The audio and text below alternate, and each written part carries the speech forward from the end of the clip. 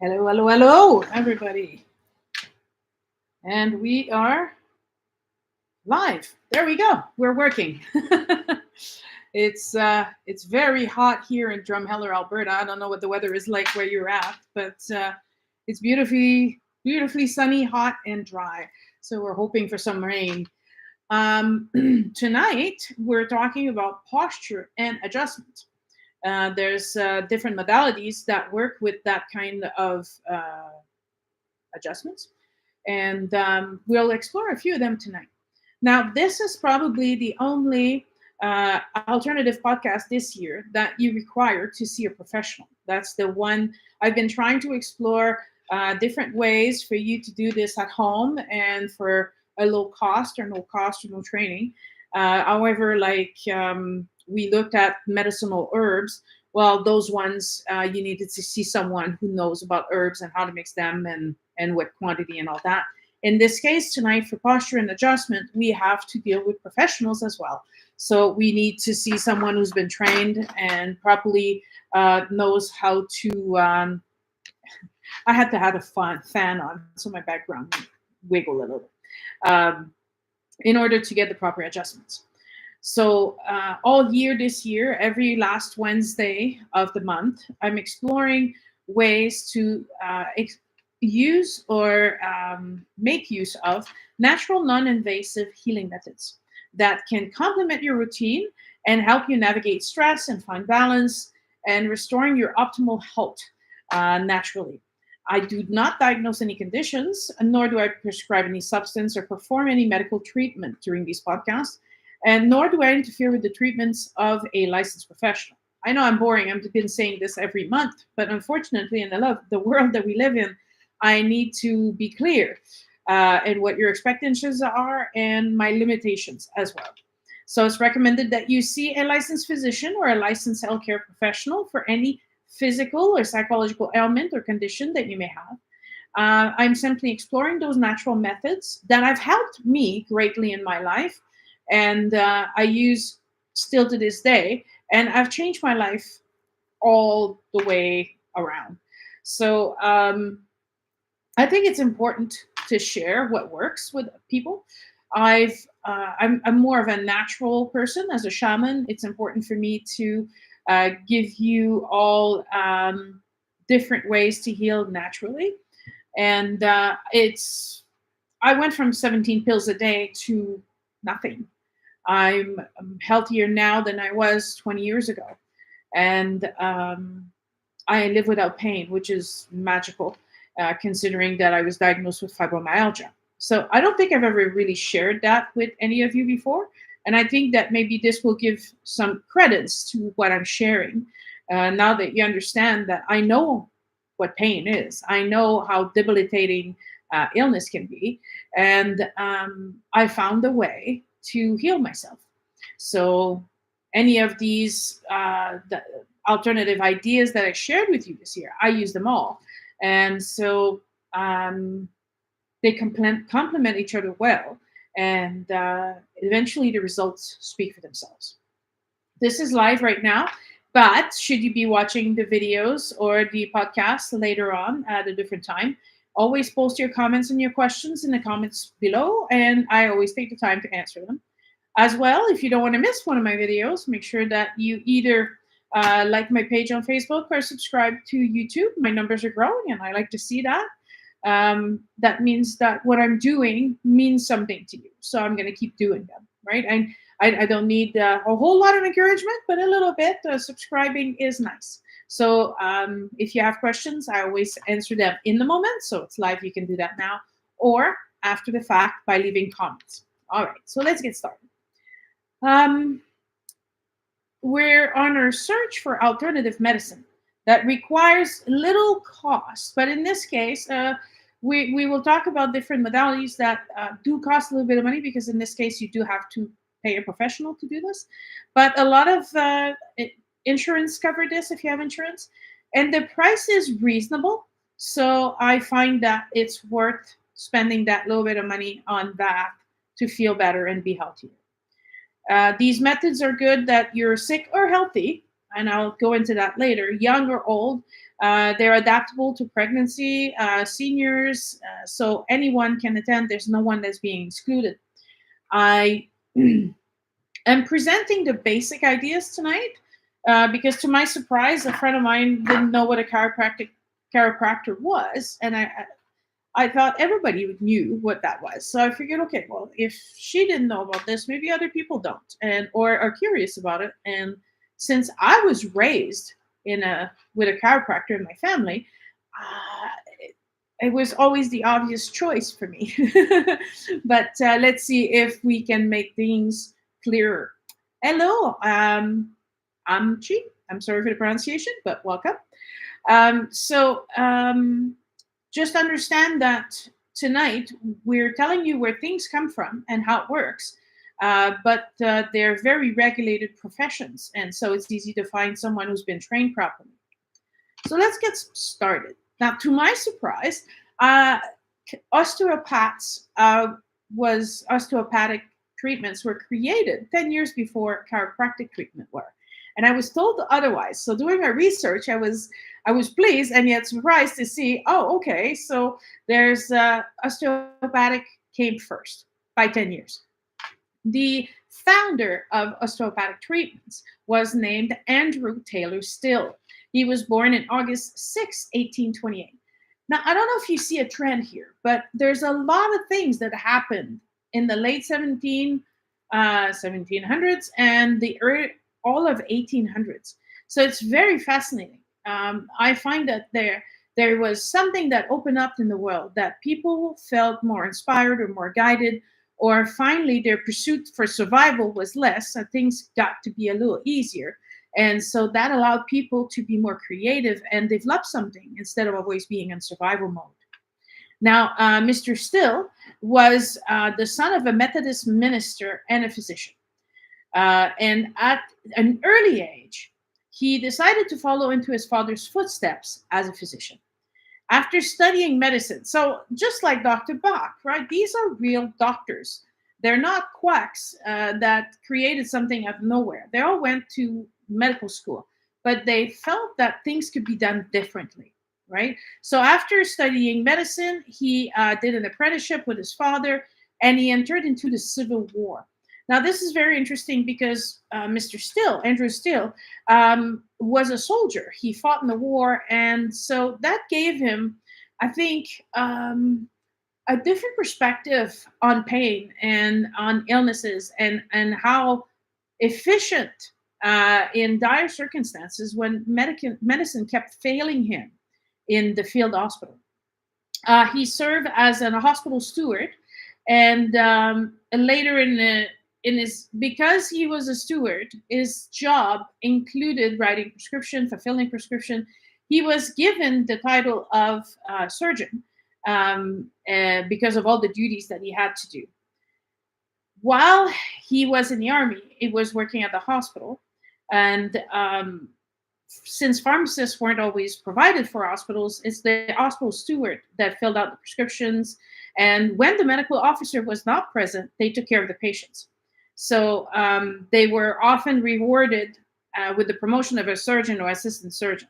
So he said later on in his biography that he served as a de facto surgeon. So after the Civil War, he, and following the death of his wife and his three of his children and his adopted child to spinal meningitis in 1864, he concluded that orthodox medical practices of his day were ineffective and even sometimes harmful. Hello, Diane. And so sometimes invention is the mother of necessities, I believe they say. Because it wasn't working, and because he lost so many dear people to his heart, he needed something different.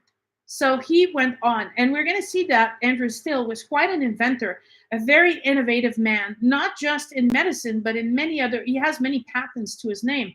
So he started to question the use of certain things done at the time. The use of calomel, also known as mercury chloride, was one of the things that they gave people. But the problem is because there was no standardized doses. Like right now, you go, your pills come in a little size. It's one pill, this, and each pill has the same amount of medicine in it. So you're taking a specific amount, a regulated amount. However, back then, it was no standards. So often, they would deliver dosage that were too large and resorted at, in this case of chamomile, mercury poisoning. But it was the case for many of the medicine. They gave opium for pain, which, in the moment it works, not thinking a little further ahead how it creates now an addiction. Right now, you're dealing with the addiction problem on top of your other problem, right? So he decided to become a healer and devoted the next 30 years of his life to studying the human body and finding alternative ways to treat disease. So his methods involve meticulous anatomical dissection. And so he wanted to see, how does this work? How does this attach to that? Why is this pulling this way? So he was able to exhume corpse and do a lot of cutting and understand the anatomy of the human body. During that period, he completed a short course in medicine at the New College of Physicians and Surgeons in Kansas City, Missouri, in 1870. So still, a long, long time from now. But what was interesting about Andrew Still is that he also adopted the idea of spiritualism.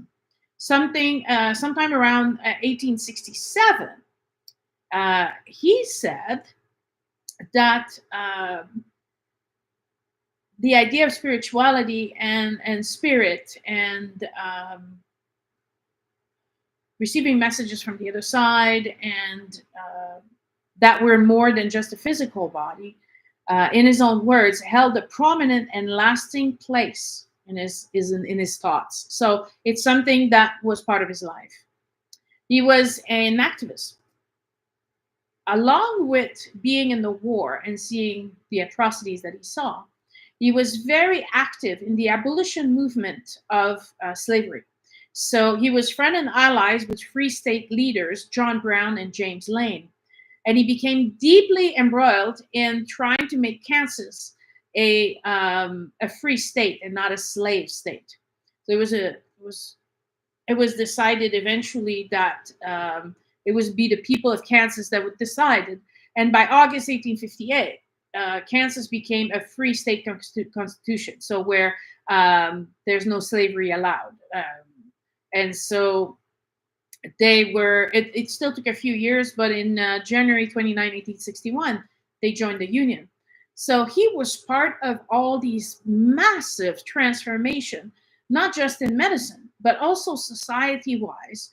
And then we'll see a little later, I'll name a few of his inventions, because that gives you an idea of what kind of man he was. He was a deep thinker. He reflected, and he wanted to make people's lives better. And so he was among the founders of REIKI University in Baldwin City, and the first four-year university in the state of Kansas. He was involved in selecting the site for the university and donated 640 acres of land to university campus. And while maintaining his medical practice, where he treated patients afflicted with smallpox in Korea, he spent 5 years building these facilities. He believed that we all had to take part in doing something, and we all had to actively integrate and participate, and we were all responsible. We all have responsibility. So amongst the things that he invented, he was always fascinated with machines, and when he faced a mechanical problem, finding an answer for it to work better. So he created or patented an improvement for butter churns. So that's how you make the butter in 1870. He also made some improvements to a moving machine for mowing, designed to harvest wheat and hay. And in 1910, he patented a smokeless furnace burner. And he just had a little bit by then. He was working out, building a full-size motor. model. However, his wife passed away in May of 1910, and then he decided not to pursue any more of these inventions because he was completely heartbroken. Now, it is still believed that he believed that osteopathic treatment adjustments was a necessary discovery because the current medical practice at the time in the 1800s caused significant harm, and conventional medicine often failed. So he wanted to shed the light on what the causes of the disease and find an effective treatment for it. Now, I don't know if you realize this, but this is a common theme this year in all these alternative medicine. They're not focusing on the symptoms. The symptoms is just a different way in which the body expresses a discomfort or something that's unbalanced. And he understood that. So he wanted to find a way to bring the body back into what is causing the issue. And if we can resolve the issue, all of the other legs or limbs of this disease will automatically resort themselves to being a balanced body, a healthy body. Now, at the time, still practiced as a physician, medication and surgery and other traditional therapeutic regimens, but he also was into the magnetism and playing with magnets and other things. He had a really hard time with the medicine that were given to patients during that time, which is arsenic. Arsenic is what you kill rats with. So, and to this day, some people are still being prescribed arsenic, mind you, in very small doses and controlled doses to thin the blood. But the idea of uncontrolled or unmeasured, untested arsenic killed a lot of people. They also use castor oil, whiskey, and opium, as I mentioned before. These are very potent, but they have incredible side effects. And that's what he was trying to stop. He's trying to say if you come to a doctor, then you should feel better, not worse. And your symptoms shouldn't become worse or develop new ailments from trying to get better. Yes.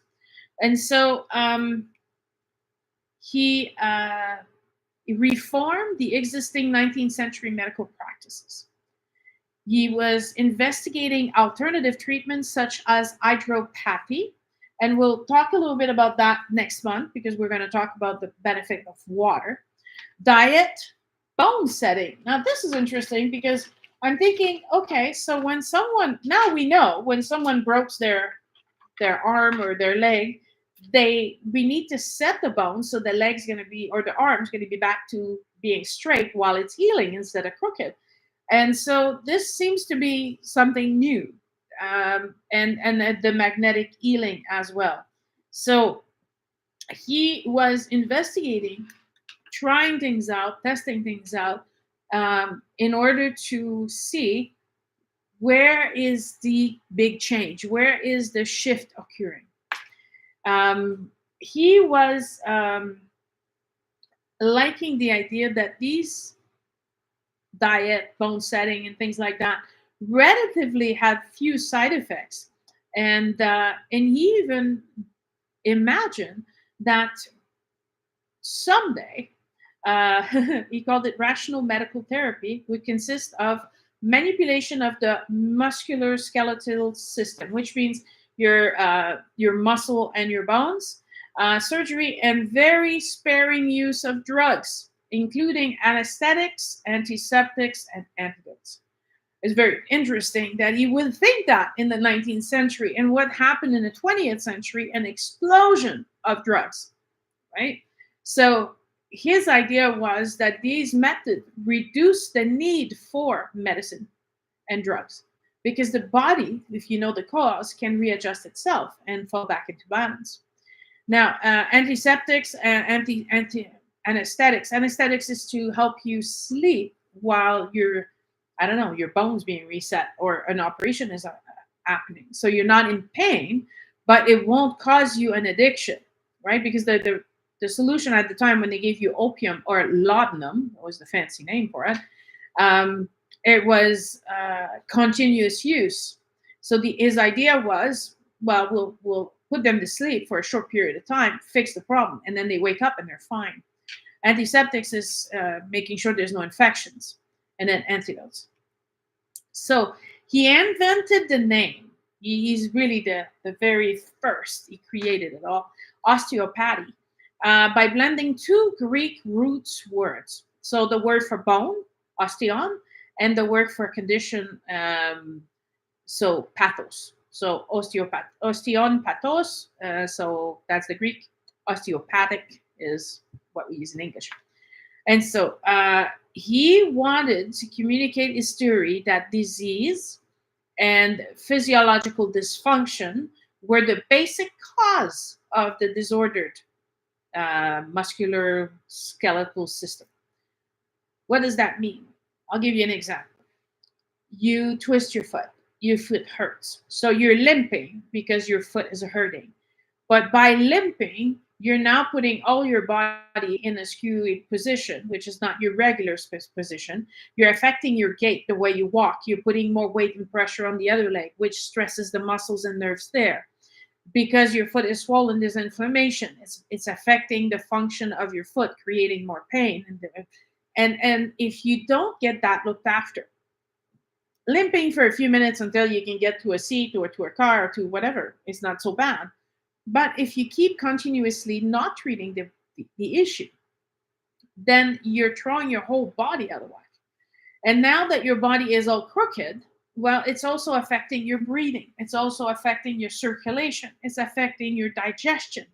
All of those things then become out of order, unbalanced, and creates more and more issues. So he truly believed that if we have proper posture, and let me really reset myself, proper posture, straight back, shoulders back, a relaxed body, not tense, not, when you're hurting, sometimes you're holding. So when you're doing that, well, you're pulling, so you're tightening your muscles. All of those things, if you can let go of all of that, your body returns to a natural state of balance. Everything else is going to fix itself. He believed that physicians could treat a variety of disease and spare the patients all the negative side effect of drugs. I don't know if I say this, if they're going to cut my channel, right? But based on this idea, this theory, these years of observation, these years of experiences, he founded the first school of osteopathy based on this new approach to medicine. The school was called the American School of Osteopathy. Now it's called AT for Andrew. Andrew, what's his middle name? T? Oh, hang on, I'll go get it. Is Andrew Taylor. So AT for Andrew Taylor Still University in Kirksville, Missouri. So he built this in 1892. So remember, his wife died in 1910. So there's still a good 18 years of him being very involved, developing this practice and putting a lot of time and effort into this before his second wife passed away. So it's also one of the first. He was one of the first physicians to promote the idea of preventative medicine. What is preventative medicine? Preventative medicine is the idea that you're not sick, right? So that's why when I start these videos, I say for those who are not healthy and for those of you who are, because while you may be healthy now, knowing that, I don't know, you strained yourself or something seems, it's not hurting too bad yet, but it's not great. Instead of waiting, he encouraged the people that he knew to come and see him to make sure that everything was aligned properly before you develop disease, right? The philosophy that physicians should focus on treating disease rather than just a symptom, right? Going to the cause. So at the same time in London, you have Dr. Bach doing this with flowers. At the same time, somewhere else in the world, that's the way they're thinking. So I don't know what happened in the 1800s. But something, as far as I'm concerned, magical took place because they were finally seeing the people as a whole rather than, a number or just a body part. When you say my finger hurts, sure, your finger hurts, but your finger is part of you, right? And so they started looking at you as a whole, not just what specifically hurts. Why would your finger hurt? What have you been doing? Where have you been? What are you doing? Right? Sometimes you stub your toe on a nightstand. Well, that's pretty obvious. But some other times it's not so obvious. So I'll give you an example. I have been waking up with back pain for over 20 years. Every day there was this twinge in my back. It's inside my colon. It's inside the vertebra. It's it's not muscular. There's no amount of cream. There's no amount of anything that seems to alleviate this pain. And the pain goes from a 2 to a 15 on a scale of 10. Right? So when I'm hitting the 15, I can't move. There's nothing. I'm just wriggling in pain. I look like I'm a piece of bacon in the frying pan in my bed trying to, just breathe. The pain is so intense. For over 20 years, I've had this pain. No one's been able to help. There's never anybody who were able to say, that's what it is. That's what caused it. All I can say is every day. Try to imagine every day you wake up and there's pain there. There's not a day that you're free. Mind you, when it's a 2 or a 3, you're thinking this is a good day, right? But it still hurts. It's still there. It's always present. And I met this amazing osteopath in Montreal. And I said, and I've never been to an osteopath, so I don't know what that looks like. And an osteopathic session lasts about an hour because they're working with your body. They're trying to see, where does it move? Where is it stuck? Where does it need to stretch? Where does it need to contract? Right? So a good session takes a whole hour. So I didn't know this. So it was late when I asked, and I felt a little bad. I said, I thought it was going to be a 10-minute thing. Sorry. And, then she's working her way. She's like, okay, there's something here, but it's related to that. And she's moving her way around my body until she pointed to that speck in my back where the pain is constant. And then she's like, oh, here. I said, oh, I've had that for over 20 years. I wake up with this pain every single day. I said, there's no pills work, no creams, no heat, cold, nothing. I can't get rid of this pain. And she's like, did you have kids? And I'm like, yeah. She's like, did you have a spinal tap? The epidural. I'm like, well, yeah, I did. And they're like, oh, well, they always put the needle back in the same place. They don't change. They don't move it around. So if you had 3 kids, they poked you there 3 times. So it creates a little bit of a scar tissue from the actually quite large needle. And I was like, oh, okay. But remember, it's inside the vertebra, right? So I can't massage my nerve. It's inside. And then she did her thing. And I kid you not, I woke up without pain the next day. I felt like I had lost 50 pounds because I could stand straight. I kept catching myself because from the pain, I had a little bit of a hunch posture. And I kept going, all right, I can stand, I can be straight. It doesn't hurt. And I was amazed. I texted her. She must have found me very annoying, so I apologize. But I texted her, I think for about 2 weeks every day. Like, I still don't have pain. This to me is, I would call this magic. This is so amazing. And then there was one day, it came back with a vengeance for one day. I don't know what I did, but since then, and it's been 3 months, and I'm able to move. I'm able to do some work, gardening and things like that. I wouldn't say I do any strenuous work, but I couldn't do any of it before. There's no pain now. And it took one session, one 1-hour session with this amazing lady who's now just retired, but she's training students. So there's hope that the next generation will be just as good because they'll benefit from the training and experiences of their teachers. So I think that if you have a discomfort, if you have pain, and even if it's been forever, it's worth giving it a shot. It's worth trying it out. I mean, I I am so relieved and I'm so grateful and I'm so happy that, the stars lined up the way they did, and I was able to get this session. So um, I can only say it's worth a try. It definitely is. The osteopathy is defined as the science which consists of such exact, exhaustible, and I'm sorry, exhaustive and verifiable knowledge of the structure and function of the human mechanism, anatomical, physiological, and psychological, including the chemistry and the physics of its known elements, as made discoverable certain organic laws. So that means that he's able to say this affects that, right? He was able to prove that. In the same way, when I was getting my treatment, she's like, oh, it's here, but this links to there. And she's able to see the connection to go to the root cause. Um, and remedial resources within the body. So there's nothing external to the body. It's just your body needs to be realigned properly. And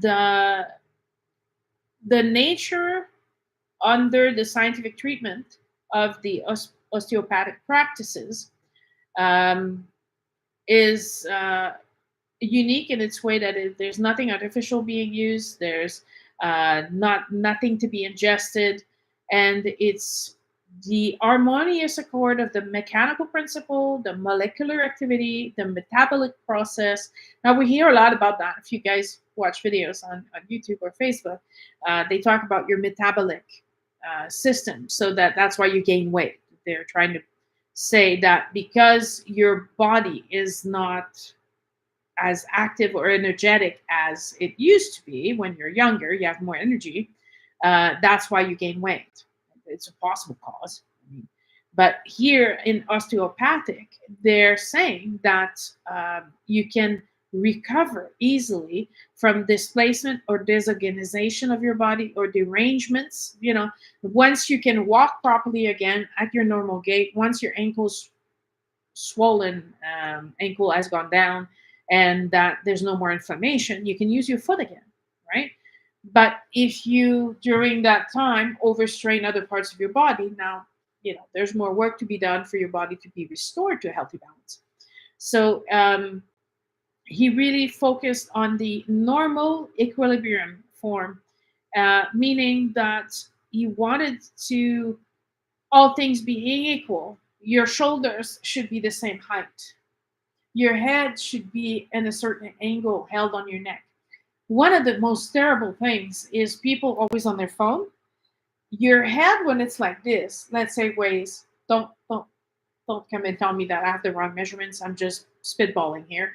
But let's say if you're in a correct posture, your head should weigh about, let's say, 5 pounds.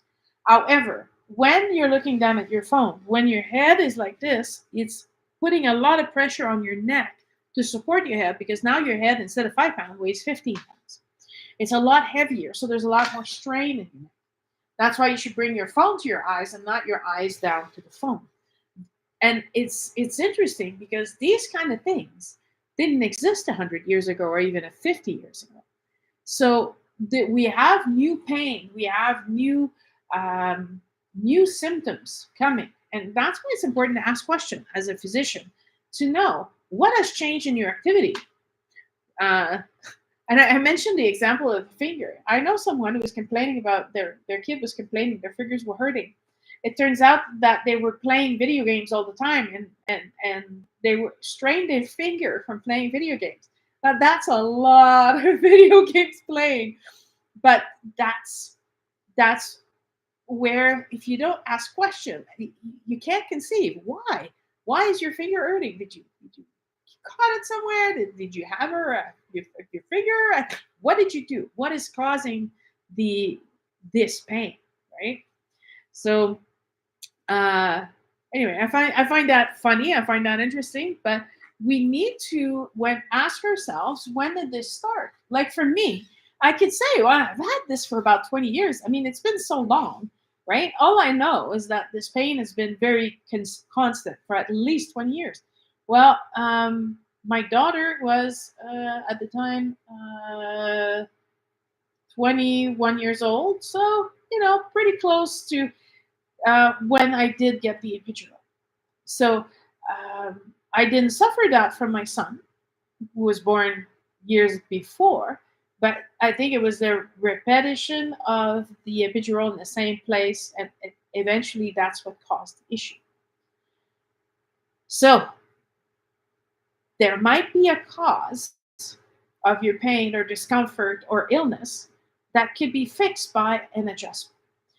And I want to say that even for the osteopathic person that did the session on me, she thought that that was very quick. And I think the reason why it was so effective is because I grew up with a chiropractor. So osteopathic theory helped develop the chiropractic theory. David Daniel Palmer, the founder of chiropractic, wrote in 1899, so it's already 125 years ago. Some years ago, I took an expensive course in electropathic cranial diagnosis, hydrotherapy, facial diagnosis. Later, I took osteopathic class. It gave me such a measure of confidence as to almost feel it unnecessary to seek other sciences for the mastery of curable disease. Having been assured that the underlying philosophy of chiropractic is the same as the osteopathic, chiropractic is osteopathic gone to seed, meaning that he feels that osteopath was the base platform onto which he built chiropractic. And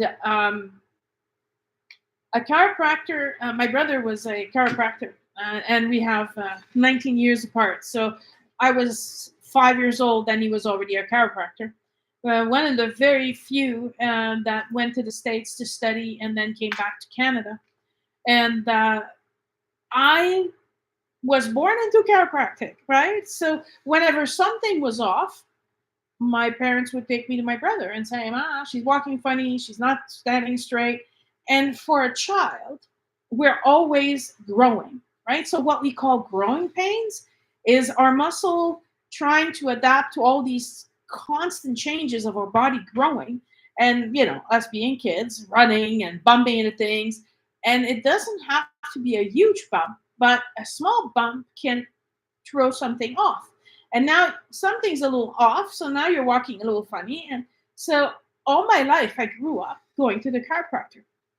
My brother believed that if a person, even a healthy person, would come, and this is the preventative section of this type of intervention. You're not supposed to wait until you're in pain to go seek treatment. That's often a little late. It's not too late, but it'll take a little longer because you left it long enough to hurt. So my brother, who just retired last September, would invite his clients to come in every 6 weeks. And he would make sure that they were still balanced, they were still straight. And if they were, they didn't need to have an adjustment and they didn't have to pay, which highly encouraged people to come every 6 weeks. So they knew that if my brother made an adjustment to their back or their knee or their neck, it's because they needed it. Because if they didn't have to pay and they could just go on their way. And I had my first child and my brother was there, and I never had any pain while I was pregnant. I never had any difficulty. Nothing ever seized on me because the chiropractic treatments kept me aligned and straight and balanced. You have to understand it's a sudden weight gain, growing a baby inside of you, and it's affecting your way you walk, the way you my hips open, all of those things, right? So it's a normal process, you'll say. There's millions of people being born, and women have had children in the beginning of time. I agree with that, but they suffered. They were in a lot of pain, and they didn't have to be. There's no reason. There's no need. If you are constantly being kept every time if something shifts, if you're being shifted in a proper position, there's no need for the pain because your body will say, oh, okay, It's changed, but we're still straight, we're still standing, we're still good. So that Daniel David Palmer was the founder of chiropractic. He was born in March 7, 1845, and he passed away in 1913. Are you seeing the time is really, really similar here from all the other alternative treatment? It's amazing.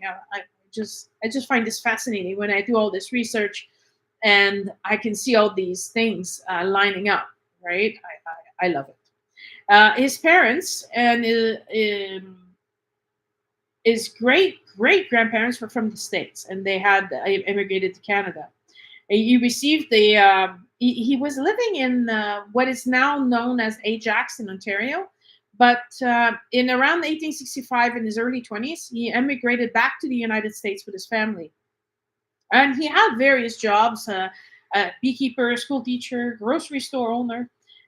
But he's very interested in health philosophies, including magnetic healing and spiritualism. Now, I went like, seriously? Like, both osteopathic and chiropractic founders believed in magnetism, healing, and spiritualism. I was just shocked. I was like, this is so cool. Right? That the spirit part was important to the healing. In 1870, Palmer was a student of the metaphysical aspect of healing. He practiced magnetic healing in the beginning of the mid 1880s in Burlington and Davenport, Iowa. Palmer believed that the human body had ample supply of natural healing power transmitted through the nervous system. So see, now we have Andrew Still who says it's your bones, it's your muscle, it's all of your mechanical movement that need to be balanced. But Palmer went a little further and he says actually it's distributed through the nervous system. So anything impeding the nervous system is what's going to be affecting and causing these issues. With what we know today in 2024, if you pinch a nerve, the electric current gives you a shock. It gives you, or you get nothing, right? Your nerves are kind of the wiring. So if your wire is damaged, the current's not going through anymore, and so you can't light your light or charge your phone. Nothing's working. Yes. So he suggested that because the nerves are touching every single part of your body, he said that if any organ was affected by an illness, it merely must be because they're not receiving enough energy through their nerve system. So he called that a spinal misalignment or a subluxation. Uh, so he saw that chiropractic was a form of realigning and reestablishing the nerve supplies by readjusting the bones and making sure that everything was straight. Very similar to osteopathic. However, a chiropractic treatment lasts about 10 minutes. And like I said, I think honestly that they work well together. They're not one against the other. It's just they work a little differently. A chiropractic adjustment is done standing, sitting, or laying, and takes just a few minutes, and then you have to sit in the position because if you move right away, there's a chance that it's going to plug back to where it was. So you just lay there and you let that position sit, and then usually you feel good. A chiropractor will encourage you perhaps using, if it's a big injury or something like that, using ice and using heat and doing some exercise, walking with ice or things like that, depending on where the injury is. But the idea is that first of all, that's what I should start with. It doesn't hurt. It's a pain-free method. It's non-invasive. In both situations, you keep your clothes on. But sometimes with the osteopathic adjustments, they might ask you to remove your shirt or something. But in chiropractic, you say fully clothed. You just remove your shoes. So it's non-invasive and it's not painful. Now I have to say, I'm because I'm so stiff and I was always in so much pain. I was apprehensive of certain way that a chiropractor might adjust you. because they'll put your arm here, the other one there, and they'll, crack you, move you, right? I'm not a big fan. Uh, there's, however, different branch of chiropractic that have evolved since then. And one of the ways that you can get an adjustment is through what's called an activator. So it's a pin-like device that looks like this, and it has they push and it pops at the other end. So it creates the force effect to restore the bone where it should be, or the vertebra where it should be. And it's quick, it's efficient, and your body doesn't have time to react. So I personally, like I said, I've been receiving chiropractic treatments for decades now. I find this method to be more effective for me because the adjustment is done and my body doesn't have time to prepare, tense up, and make it less effective. It just happens and my body goes, oh, okay, that was easy. um, there's also, we'll see, there's also people focusing just on the neck, and they're saying, if I can align your neck, everything else is going to be like dominoes and realign itself. So when you're looking into a chiropractor, it's important to ask them, what method are you using? Are you using the activator? Are you a cervical chiropractor? Are you a full body? How do you do your adjustments? Those are, I think, normal questions to ask. And chiropractic is very regulated. You have to go to university for it. You have to study. You have to understand, not just anyone can call themselves a chiropractor. They're professional, healthcare professional. So, and chiropractic is covered, at least in Canada, by insurance. So you're not out of pocket. Most of the time, they'll cover up to 80% of your session. So if, unlike me, you've never seen a chiropractor in your life and you're in a lot of pain, it's possible that they'll explain to you, okay, well, we might need a few sessions to realign this properly. So how does that work? At the time of the pain and the time that you've been injured, usually a chiropractor will ask for x-rays to really get a clear picture of everything. But they will also, they might make you come every other day. And then as your body stays in that position, the correct position, the balanced position, then the appointments stretch, right? So every other day for maybe a week and a half, and then you're every 3 days. And if it's holding, every 4 or 5 days, until eventually you reach every 6 weeks. And at that point, it's just a checkup that you need to do to make sure that everything stays aligned properly. And you're asking yourself, so how big of a shock do I need to be out of alignment? When you're starting to start the lawnmower and you're cranking that thing and you're trying to start the snowblower or the chainsaw, when you bend to pick up a kid and you pick him wrong, or they're moving and something happens, right? You're walking down and you don't have your foot properly on the road and you twist it. It's not, you'll say, okay, well, it's not bad. I can still walk on it, However, you should always ask yourself, okay, so there was a shock, but I'm healthy and strong and, I'm able to walk back on it. But you did overstretch it. Something did happen. And that little bone might be out in your foot. Yeah, the hands and feet have so many bones.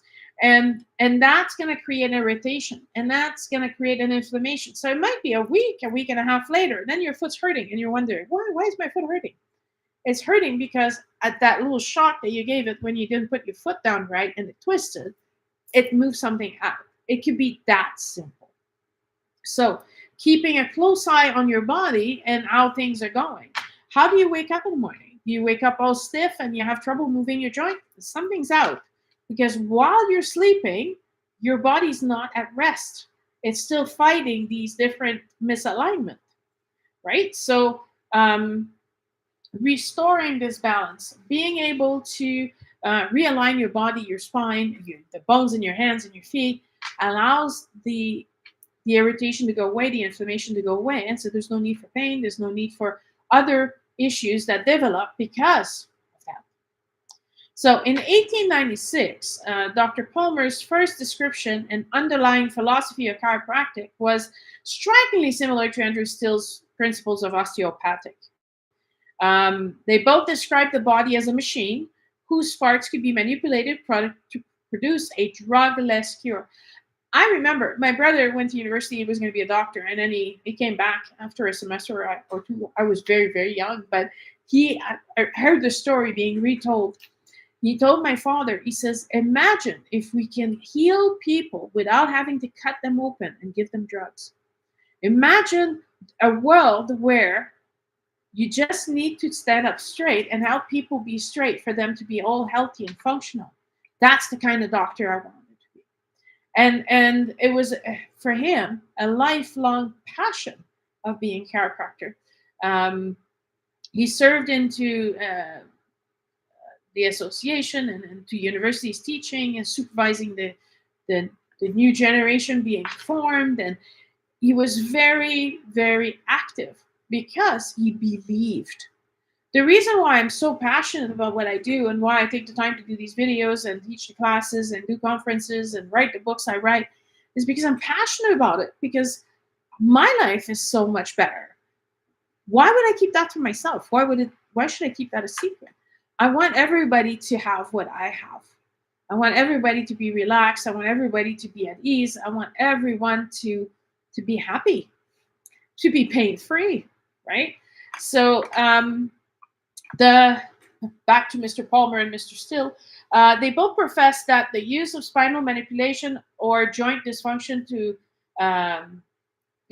so it's not just your spine that a chiropractor or a osteopath will realign properly. It could be fingers, it could be hands, it could be elbows, it could be the bones in your feet. But a lot of people think that a chiropractor is just for your back.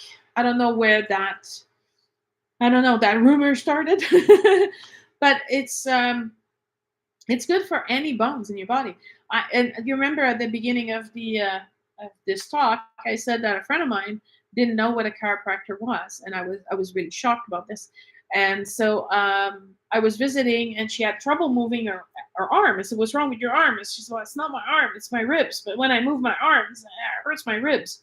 And I'm like, "Okay, well, try the chiropractor. Just what did he say?" Because I'm assuming that would be the first place you'd go when a bone is hurting, and the bone's not broken, but it's hurting. It's because it's not in the right place. And she's like, "I don't know, I've never been." I'm like, "Oh gosh, let me thank you." So she came out of the room and she's like, "This is amazing. I have instant relief." I'm like, "Yeah, because it's back where it's supposed to be. Your nerves aren't pinched and your muscles are not straining to try to hold it in a place where it's not supposed to be." And it required a few sessions, but the instant relief that she felt was enough for her to return and complete the treatment in order for it to be stable and permanent. So the restoring of the body, to be straight again. So chiropractors manipulate those subluxations, right? Those disalignment, which interfere with the nervous system. Whereas an osteopath is more about spinal lesions, somatic dysfunction, which affect the circulatory system. So I think my example is really good about this, right? Because skeleton-wise, I was always very straight, very strong, very well aligned. So that saved me, I think, a huge amount of pain. And then when I saw my friend, who's an osteopath, new friend, if I had known her sooner, I'm sure I would have got this session from her sooner. But when I got this, she literally did work with my spinal lesion that was caused by the epidural, and was able to restore a complete flow inside my nerve and relieve me of this pain. So I think that they work together because they work on separate parts. Just like everything else, there's herbs, there's essential oils, there's flowers. They all have their particular gift of healing. And so I'm not here to say that one is better than the other. I think that they're both incredibly good and effective, and I stand 100% behind them. Yay, yay. So, Mr. Palmer, the inventor of chiropractic, drew a further distinction between chiropractors and osteopaths. He says that he was the first to use a short lever manipulative techniques using, different methods, and they were original to him. So, and I have to say, after having a osteopathic treatment, it's very, very, very, very, very different than chiropractic. Um, so they don't feel like they're the same. The idea, I think, is similar. The origins are really close in age, and one is based off of the other, but they've become very different branch. They don't look anything alike, and so anyway, it's worth testing out. Sometimes if you have a university close by, while they're training the students, and the students are being supervised by teacher and other uh, official practitioners, you can get a session for like half the regular price or things like that, right? So if you don't have a lot of money, that's another way to be able to access some services, which they do the same with dentistry, and they do the same with eye care, oral care, all of those things. If you're near a school or university, you can attend there, and you just have to understand that they're learning and they're being supervised. So you have two people hearing your story rather than one. But it's a cheaper way to get maybe access to the services that you need that you wouldn't ordinarily or otherwise be able to access. So in 1897, Palmer founded the Palmer School of Cure in Davenport, later renamed Palmer College of Chiropractic. And the it was almost a family affair because his son became his student as well and bought the school and took over eventually. Now, because I'm a shaman, I mean, I can't help to talk about the fact that Palmer was also into spiritualism. I mean, I think it's cool, right? I mean, I think it shocked me and surprised me, and it's not something I was aware of. So he said he received chiropractic from the other world, the other side of the veil, so from the spirit of a deceased medical physician called Dr. Jim Atkinson. And according to his son, the son of Palmer, who created chiropractic, B.J. Palmer, says father often attended the annual Mississippi Valley Spiritualism Camp meeting, where he first claimed to receive messages from Dr. Jim Atkinson on the principles of chiropractic. And I know for some of you skeptic out there, you say this is completely crazy. However, Dr. Bach said that he heard how to use the flower and plant medicine from the flowers and the plant themselves. I personally receive messages all the time. So why is it so crazy? Because maybe you haven't experienced this and that you're new to all this. But there's also a form of Reiki, which a Reiki is an energy exchange. Someone says that they tap into Wei Chi, a being that was on this earth 5,000 years ago, and from whom the Reiki originated. And he came back to try and to give the message in order to restore what Reiki should be or was originally created as. So the knowledge and the philosophy given by Dr. Jim Atkinson, described as an intelligent spiritual being with explanations of the phenomenon and the principles to resolve the cause and effect, the powers and the laws and all that, is the method by which he created chiropractic, and was an inspiration in great measures for the chiropractor's adjuster. The book, he says, was written completely under spiritual prompting. And I write books, and I have to say that most of my books come to me as a movie.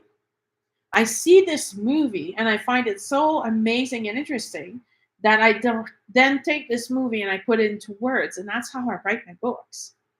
So some say, well, you have a wild imagination. And I'm thinking, sure. But it's it's weird that as long as I apply myself and that I want to write this book for the highest good, and I want to translate an idea or bring information into this dimension, the third dimension that we're in, these books come to me so easily without effort. And so I have a contrary process, I guess. I will follow all those promptings, I will write everything, and then I'll go research and see, is there anything supporting what I just wrote? And nah, I don't know. 95% of the time, I can support some of those elements in the book, and some of the stuff is new. So no one's researched it yet, or no one's talked about it yet. But I can match it to things. And I honestly didn't know that much about it to begin with. So how did I manage to write a whole book about it without the help from the other side? And this is what happened to both of them. Both of them created this healing system. My son is hoping to come up with this great patent and then get very rich off of it. And sometimes he'll wake up in the morning and say, I got this great idea. And he'll tell me the idea, and I'll say, okay, but someone already invented it. Look, it's a new product. I think that if it's divinely inspired, if it's spirit inspired, spirit says the world is ready for this information now. The world needs this information, and it'll inspire more than one person to come with the same idea. And if we weren't so, I don't know, focused on greed and money, we could appreciate that more than one person thought of the same idea. Now, I guess it was very important to discover who created the telephone. And if you ask a Canadian, they'll tell you it's Alexander Graham Bell. He's the one who did it.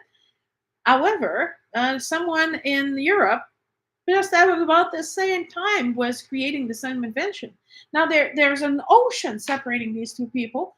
They're fully, completely apart. And yet these two people at the same time are thinking about the same tool, same invention, a way to communicate with people from a long distance and hear voices. So I think that being divinely inspired and about the same time means that I truly believe that they were divinely inspired, right? And so, anyway, I think that of all the podcasts I've done, this is the one that surprised me the most, because I was expecting them to be, and I guess Dr. Bach also kind of surprised me. All of those three men were all doctors. They were all in hospital. They were physicians, surgeon trained, and everything. And they realized, wait, there's got to be a better way. And applying themselves and trusting their intuition and listening to the guidance they receive and coming up with something that is now in practice all over the world. I think it's amazing. I think it's fantastic.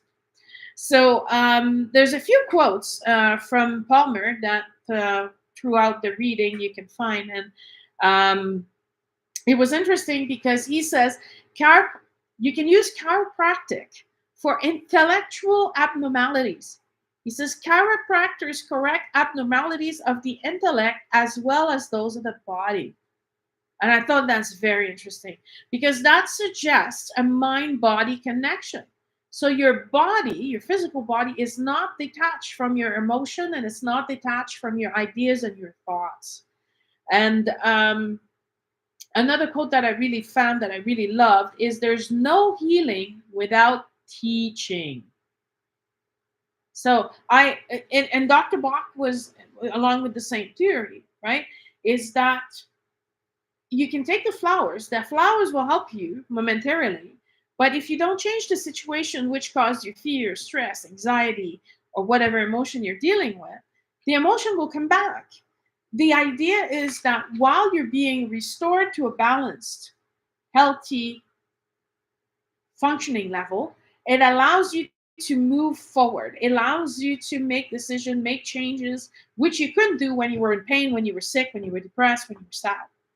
But if no changes are made, if your attitude remains the same, if your environment remains the same, and if you keep doing the same thing, well, you know what they say, only a fool keeps doing the same thing over and over and expects a different outcome, right?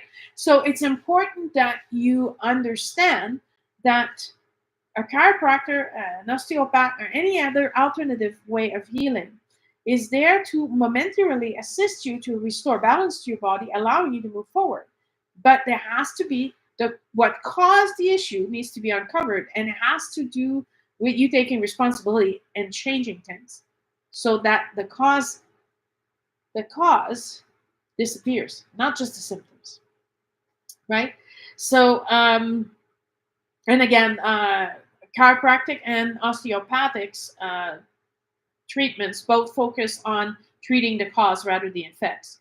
So I thought that was very, very interesting, and how they mold together this this mind body spirit connection.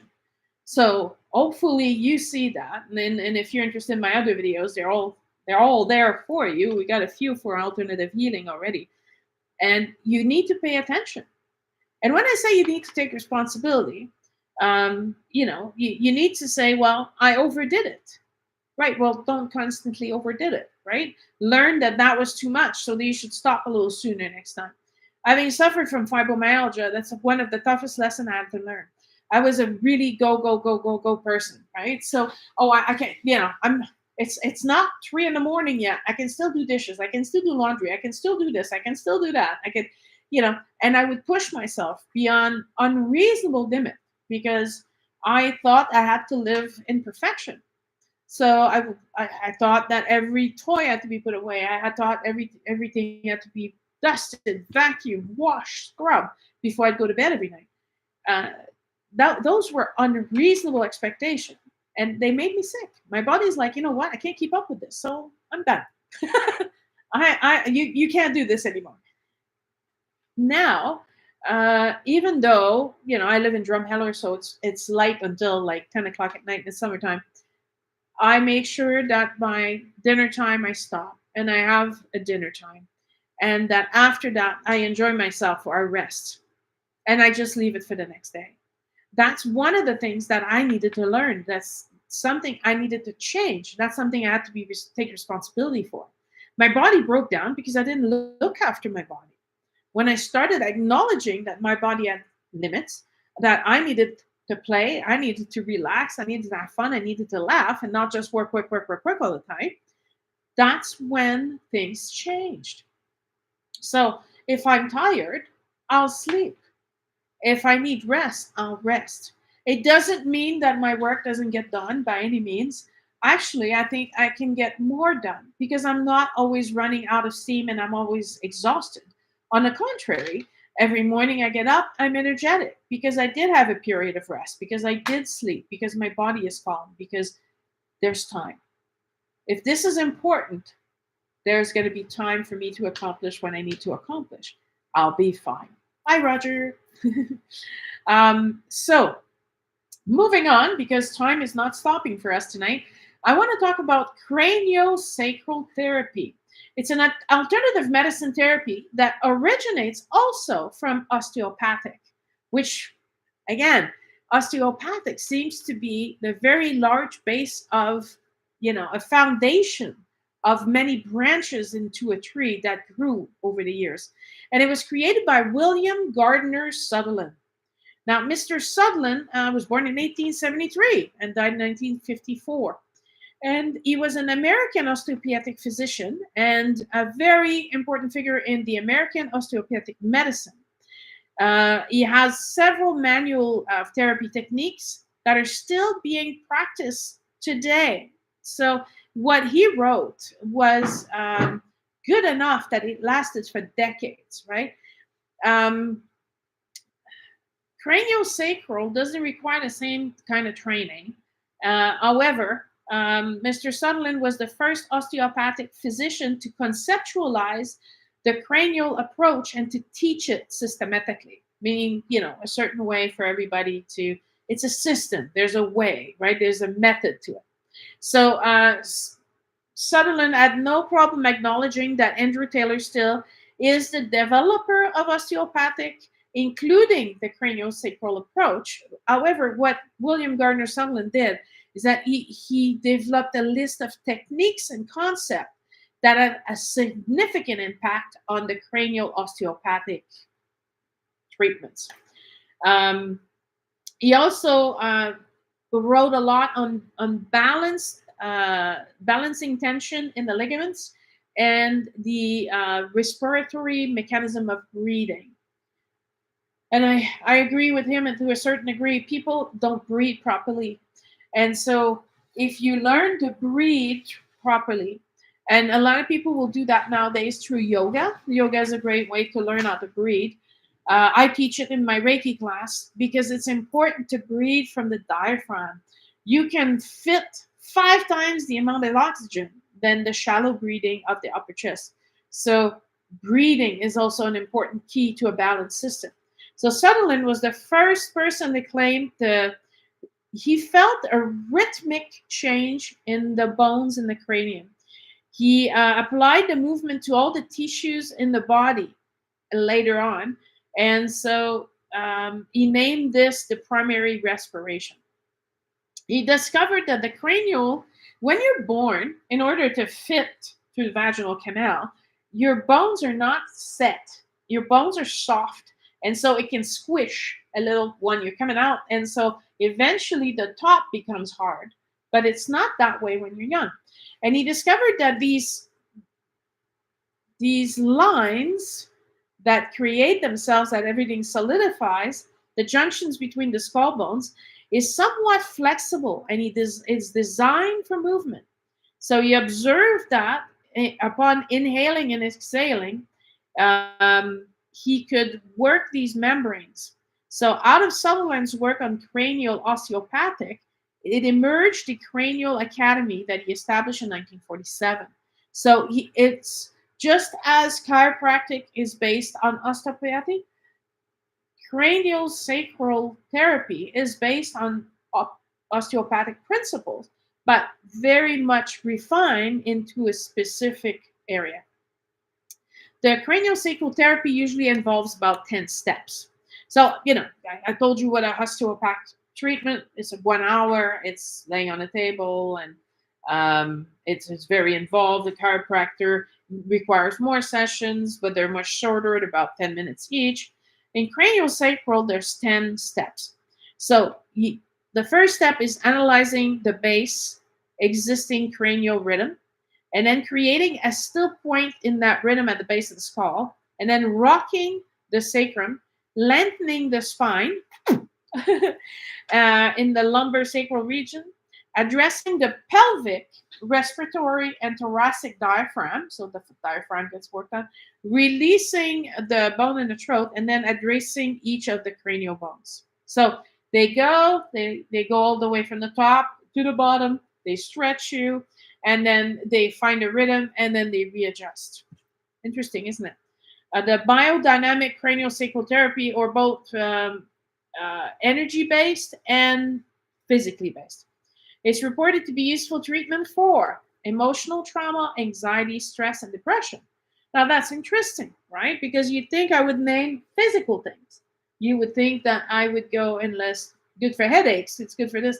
No, it's actually working on mental and emotional state, which I think is very interesting, because now it's not just about your physical pain, it could be about your emotional or mental pain.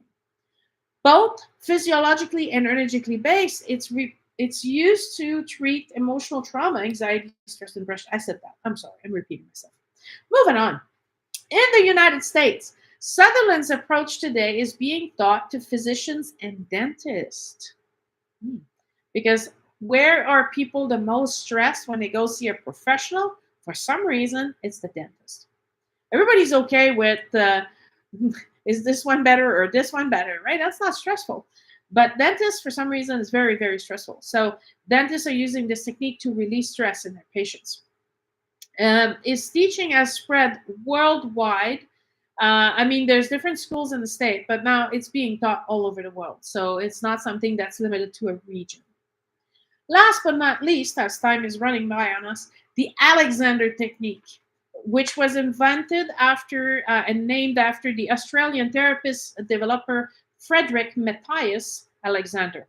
He was born in 1869 and died in 1955. Again, same time, right? It's an alternative theory-based idea on poor posture, and it the poor posture gives rise to problems. And this shouldn't be like a big surprise, because now we people go to physiotherapy. It's commonplace to have different chairs, ergonomic chairs, moving desk. You realize that you can't sit at a small desk, type at a machine, and not suffer from it. So now they have different mouse for your computer. They have pads to rest your wrists so you don't have carpal tunnel syndrome. All of this idea is all about posturing yourself, so that if you're going to be stuck in this position for a long time, you at least be comfortable and your body is supported and it's relaxed. I don't do product placement, but the chair that I have is it's a chair that follows my body. So if I move, it moves with me and constantly supports my body. So my body is never straining. If I need to go closer, it follows me. If I want to stretch, it follows me. These chairs obviously are more expensive, but they're great for ergonomically supporting your body if you're in the same position for a long time. It allows for some movement and some stretches while you're still working. So this is something that I learned again because of the fibromyalgia and a very, very severe car accident. I cannot stay in the same position very long. I have a moving desk. I have support for my computers, my mats for writing. They can be set at different angles. They can constantly be moving and following me around, allowing me to always be relaxed and in this way balanced, right? So there's no straining on my skeleton structure, or my muscles, or my nerve system, right? The idea is to always be as comfortable and relaxed as I can while I'm working. So it's not a strain, and I don't despise coming to sit at my desk to work. So it's the Alexander technique is a psychological and physical complementary approach to health, and they recommend that you use that with other mainstream methods as well. But it's it's a coach that looks at you, observes you, and tries to see what's wrong with your posture and helps you correct it and finding ways to correct it. Alexander began developing his technique because his career was an actor, and he had recurrent bouts of laryngitis. So obviously, you try to recite Shakespeare and you can't talk because of laryngitis, then you're stuck, right? So he realized that if he improved his posture, it increased his ability to throw his voice without straining it so much. He pursued this passion of posturing, and there was a research done in the UK in 2021. The National Health Services and the National Institute of Health and Care Excellence cited evidence which suggests that the Alexander technique may be helpful for long-term back pain and for long-term neck pain, and that it could help people cope with Parkinson's disease. Now, I think that's pretty amazing. But you remember at the beginning of the video, I said people are looking down their phone, they're straining their neck, and your neck hurts. So they'll tell you, they'll say, don't look at your phone down, bring your phone to your eyes. It may look weird if you're doing this, but then you realize you shouldn't be walking and being on your phone, and you shouldn't be hiding your phone under the table while you have someone in front of you to talk with, right? We develop bad habits out of the new technology that's being offered to us. I don't know if you guys have ever seen this, but I remember going to work with my dad, and the secretary had the phone with a kind of a shoulder thing holding the phone to her ear. And I was like, oh, I said, what is that? And she's like, well, my neck hurts from always holding the phone with my shoulder trying to type or write messages down. This allows my shoulders to remain in their natural state, and it holds the phone there. Now, this is an old invention. Most of us today are using headphones or other things to, listen and have a conversation. But these tools all come from realizing that bad posturing causes pain and strain. And so, through observing, um, the Alexander technique helps you personalize exactly what you need to redress in your posture to return to being healthy and balanced. So, most commonly, it's taught in private lessons that last about 30 minutes to an hour. And the number of lessons will vary widely depending on your needs and your level of pain and your level of interest. Um, so they're saying that a lot of the people who use the Alexander techniques after doing a survey were performers such as actors, dancers, musicians, athletes, public speaker, people who work on computer and are in frequent pain for other reasons. And so instructor observe their students and provide both verbal and gentle manual guidance to help the students learn how to move with better poise and less strain. Isn't that beautiful? But like the example of the secretary that worked for my dad is one of those examples, right?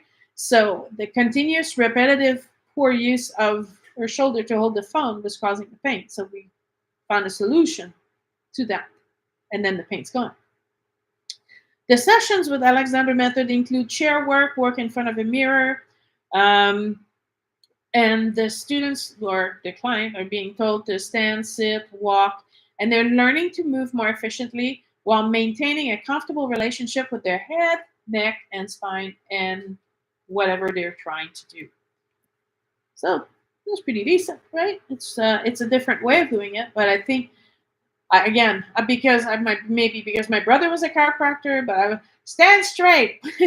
I wasn't allowed to sit with my legs crossed. My feet had to be flat on the floor. I had to sit straight on the chair, and so my posture has been pretty decent over the years, um, because my body is just used to not slouch, right? You know, when I was a teenager, I had large breasts, and so I started walking with my shoulders hunched over to try and flatten my chest so it wouldn't look so big. And I had, being repeatedly told, stand up straight. What are you doing? Don't slouch. So I stopped slouching, but I had to deal with no one took into account that the reason why I was all of a sudden walking differently is because I was uncomfortable in my own body. So I think that those are all things that we can address on a emotional, mental, psychological, physiological level. There's all different kind of things why we walk a certain way or sit a certain way, and if we can understand that, we can go really to the real cause of the issue and not just deal with don't slouch, right? So Alexander developed this technique after a 10-year period of self observation, which led him to discover a definite connection between the body and the mind. And in order to change physical habits of the body, mental habits also had to change. So, again, a very, very strong connection between all of the different bodies. And this is what I love about tonight's podcast, is it really brings forward the fact that the physical, emotional, mental, spiritual, and etheric are all linked. They're all part of a one big whole. You cannot observe one without observing them all. So Alexander pioneered the understanding of mind and body function as an integrated entity, and gradually the tension-producing habits are, dissolved, and you develop new habits, which now, like remember what I said after the osteopathic treatment, I kept catching myself straighten them up because I could finally be straight without feeling that twinge of pain all the time in my back that made me like, oh. And it's not there. What am I doing? I can't. It was just my goodness. I think I'm 2 inch taller now. um, so the result is reduction of stress on the posture, um, and on the skeleton and on the nerves, and that improves your posture, relieves chronic pain, and at the same time, I gotta say, if you're in pain all the time, it starts to affect your psychology. You're emotional, you're drained mentally from the pain. Not having all those things happen, you all of a sudden have this amazing relief. So it's going to have an effect on that level as well. And finally, because we're just about reaching the end of tonight, I want to say that Fritz Perls, who originally created the Gestalt therapy, credited Alexander for his inspiration for his psychological work. So, as you can see, when something is really good, there's other people that will come and see, oh, wow, this is amazing, and be inspired to push it a little further. And so, eventually, instead of having just a branch, we end up with a whole tree with plenty of leaves and plenty of ways to, make this function. So I'm welcoming you to, if at least I got you curious, to look into this or to examine and ask yourself. You can have a consultation and say, this is what I have. Would this work? Could you help me with this? And honestly, a good ethical physician will let you know.